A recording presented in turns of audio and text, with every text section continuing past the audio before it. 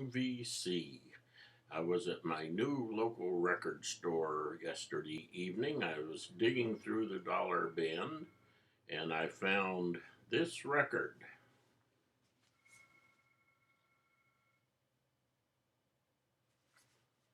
Lee Oskar.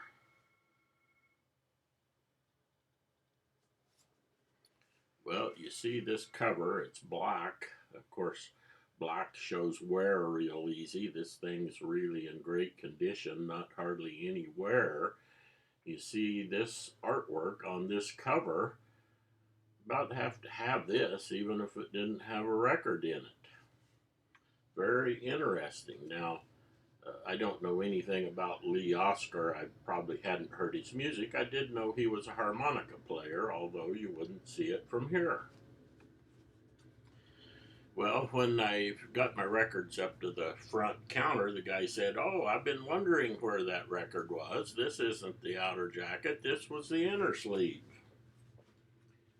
So, laying somewhere else, he had the actual outer jacket.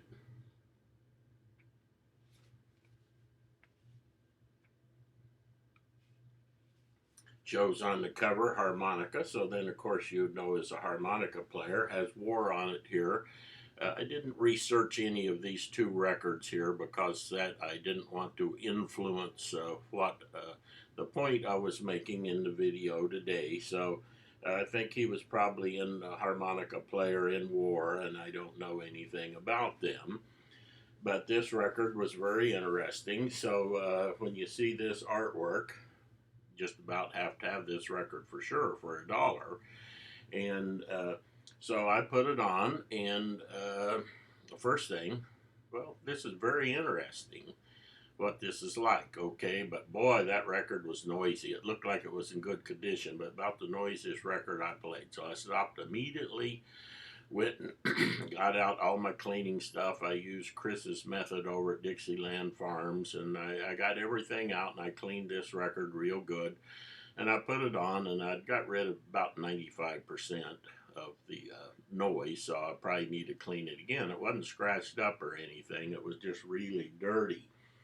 So I'm listening to this record, and you know what's great about vinyl is there's lots of information on here. It turns out he put lots of care and effort into this record, and this record is like a book. In the book, each song is like a chapter, and he's telling a story. And it's about the journey to come from the old world to the new world. It's about being an immigrant. It's about the promised land where he ends up in Los Angeles. The last tune on the first side here is Blisters. Uh, Boy, was I wrong walking the streets without a meal. I went inside a fancy restaurant called Denny's and ate all their leftovers. This record is very clever, and a lot of thought went into it. It's very interesting, it's very humorous. And so you get to the second side. First off, don't have side one, side two, side A, side B. It has this side and that side. That's humorous. This is a humorous record. It's very interesting. Well, the first tune on that side is BLT. Came to California, met Jerry Goldstein at a studio holding a comb with paper, yelling out, "This song needs harmonica." So I volunteered to play. Had one harmonica, and luckily it was in the right key.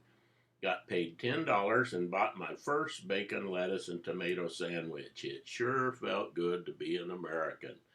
The other tunes on here are like that. It's just really good. So on the outside of the record jacket, he tells the story about each song.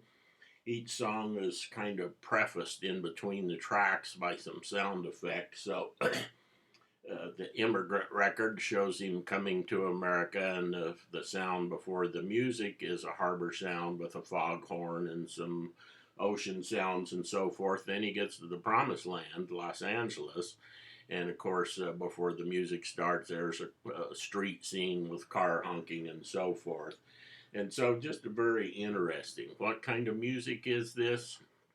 Uh, this record was 1976. you look at the artwork, you think, well, maybe it's a little psych or a little hippie or a little something, I don't know. I would almost call it jazz. It's an excellent recording. The sound quality is good. You folks that like drumming, there's not a drum set on here, but there's people playing all different kinds of drums, and it's very good. So after hearing this and listening to this and reading the notes, and then on the other side of the inner sleeve, which is really heavy, he says who was on each track and what instruments they're playing and so forth. So I got the idea for this video, and I thought, well, I'd just make a short, quick video about this topic, and that would be good.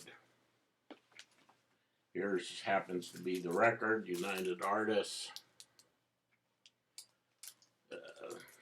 It is a good sounding record.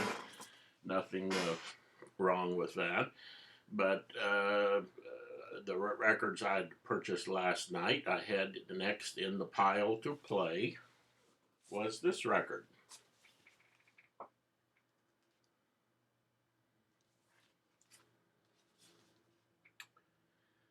The Impossible Mission by Alien Sex Fiend. Okay, well, I saw this record. This is one of those records. Well, you see that artwork, you see the title, you see the thought behind this, and you think, man, I don't know if I can leave this record behind. Don't know anything about it, never heard of it. And so I go up to the cash register. This is $11 record. The Oskar record was only $1. This was $11. So I go up to the cash register. Standing up at the cash register, the guy, obviously ex-con, really big, tough-looking guy with tattoos all over. Even had tattoos on his eyelids. Man, that's a tough guy. He said, "Oh, that's a great record." So the store owner says then, "Oh yeah," said, "we played that the other day. That record's really wild." And then he proceeded to describe what he heard when he listened to this record. Well, after he got done describing it, I had no idea what this record was about, but of course then I had to have it. So I get this record, and my brain is in the cupboard above the kitchen sink. Country of origin, England. So this is an English record from 1987. Well, hard to proclaim what this record is. I looked at it and I asked the store guy, "Punk? Is this punk?" Oh yeah, it's punk. But then, of course, what he described wasn't exactly punk. So I don't know what it is. But one of the things, I played this record, and boy, I really like this record. It's very unusual, no way to describe it, what it is. But I had one big complaint about it. Turns out that this record is a 12-inch single, 45 RPM. So there's just one tune on each side, and this record was so much fun, it practically could be in the comedy category, although it was music. This record was so much fun. I was irritated when it was over because I wanted more. So I'm going to be on the lookout for some alien sex fiends. But this was just a really interesting record, and I've decided what genre this record fits in. It's art. See ya.